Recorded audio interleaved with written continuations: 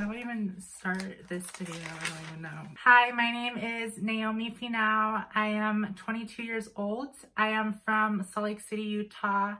I use she, her, hers pronouns, and I am transgender. Hey guys, I'm Naomi Finau. I am 22 years old. I'm from Salt Lake City, Utah. I use she, her pronouns, and I'm transgender.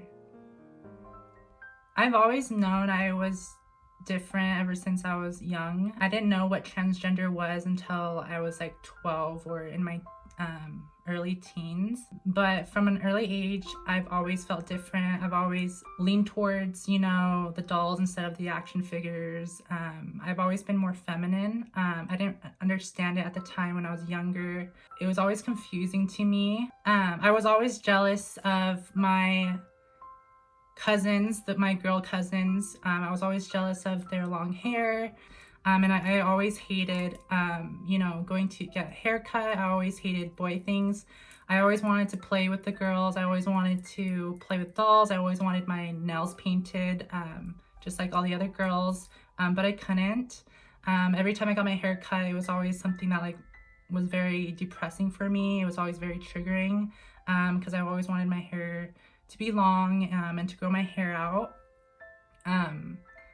These were all feelings that ultimately kept adding on, and then added to my depression. I didn't know what transgender was until in my early preteens, but from my early age I always just thought I was gay because I was attracted to boys, so I always just thought I was gay.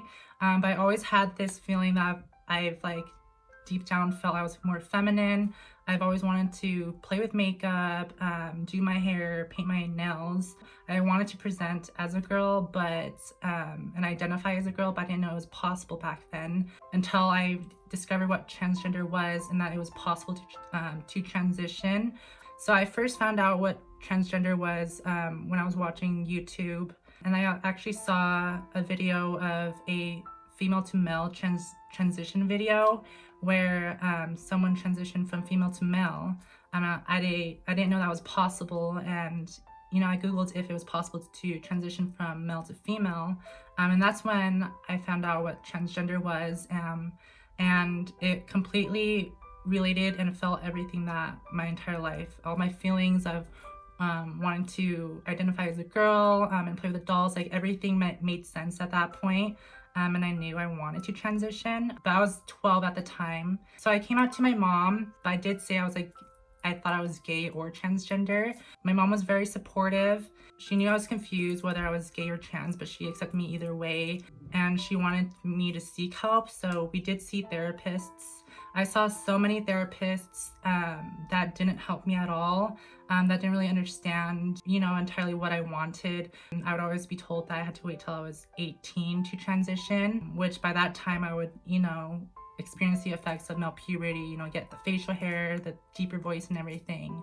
So it was a very tough time. I found one doctor that was willing to prescribe me at least hormone blockers, which would block my normal male testosterone for male puberty. I was on that for a year before I finally was prescribed estrogen. That's where your secondary trait hormone for females, where you develop breasts, your hair becomes fuller, your face becomes fuller, your fat redistributes to your boobs and your hips and everything, and skin becomes softer, all that stuff that normal cis females go through during puberty. That's what I would go through starting hormone replacement therapy on estrogen.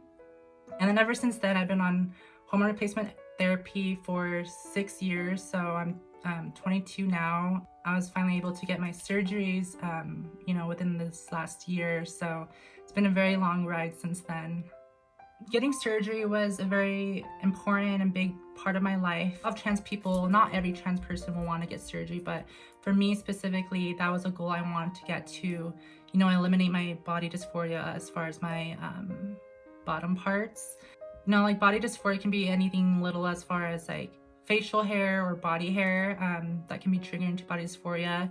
that I still deal with. That's why I get laser hair removal. But one way to get that I wanted to, help my body's dysphoria was to go through the surgery. It's something that's very like euphoric and like magical to wear a bikini for the first time ever since bottom surgery without having to worry about tucking, because tucking 24/7 before bottom surgery, it was like super painful and uncomfortable. So not having to tuck and wear whatever I want as far as, bikinis and underwear is very, euphoric and like definitely worth it. I don't regret anything as far as surgery goes. Finally getting that surgery was a very big point in my life to like finally move past what made me so depressed. I think having some type of support through your transition is important. I'm definitely blessed with friends and family that support my transition. I couldn't even think what my life would be like otherwise without their support. Having their support meant the world to me. Having my mom come visit me during the hospital while I was there for a week, it meant the world, because it's known to get depression after surgery, because it's something that's like so, you're in pain for a while and something that changes your life and something you have to like adapt to after surgery and getting back up on your feet.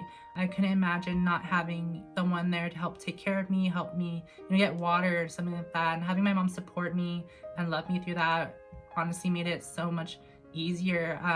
A lot of trans girls that get that surgery end up getting very depressed. And I feel like if they don't have that type of support, it can be a factor of why they're so depressed after surgery, because they don't have anyone to like comfort them or support them in a very critical time in their life.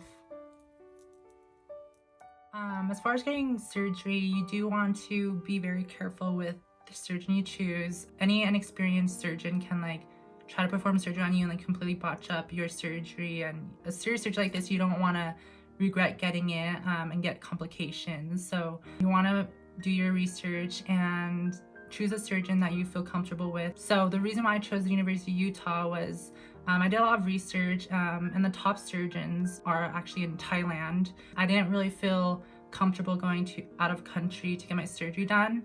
And also with like traveling and as far as surgery, like going to another state, that would be like very hard for me. So it was just very convenient that I was able to get my surgery where I live, so in Utah. So honestly ended up working out. I honestly thought it was meant to be. I went in for a consultation not expecting to go to like fully get the surgery done at the University of Utah, but they blew me away with my consultation and I saw like after pictures of the results and I felt fully confident to get my surgery done with them. And ever since getting my surgery done with them, I've been inspired to like be an advocate for them and spread awareness that they do an amazing job, because a lot of top surgeons are hard to find, especially for bottom surgery and transgender specific surgeries. Yeah, so YouTube was a big part of me, discovering what the transgender community was, what being trans was. YouTube helped me discover that. So I feel like that's something I can do and reciprocate. That's why I started my YouTube channel, was I wanted to, vlog and document my transition, give my advice, my personal experience with transitioning, so that I could help someone that may be confused like I was when I was young, and maybe help them transition. So it's been a very passionate thing I like to do, to make YouTube videos to inspire and give, the courage to anyone that's maybe considering transitioning to do it if they feel like they are trans. It's not something that's you should be ashamed of. So like putting yourself online is very risky. It opens all doors for people to like leave a lot of hate or to be negative, but it also leaves doors for a lot of compliments and a lot of people to support and give their advice. So hearing people support me online it makes it all worth it. Putting myself out there. There are times where like I kind of want to quit YouTube because there's like times where people are so mean online, but the more positive comments basically outweigh the negative comments. So it's definitely worth it. It's what helps me motivated to keep going with my YouTube. It helps a lot knowing that a lot of people like my videos and that I help them. So it's definitely reassuring. When I was young and I didn't even know that it was possible to transition, I thought that it was like the end of the world, that I couldn't live a happy life, and I had like no excitement or hope that I would live a happy life, because I felt something so, extreme of, as far as body dysphoria. But as far as advice to young people, I would just say that you're not alone. There's a lot of people that feel the exact same way that you do. You're completely normal. Like, it's not something you should be ashamed of to be trans or to feel different. You will find people that will love you for exactly who you are. So don't be ashamed for being entirely authentically you.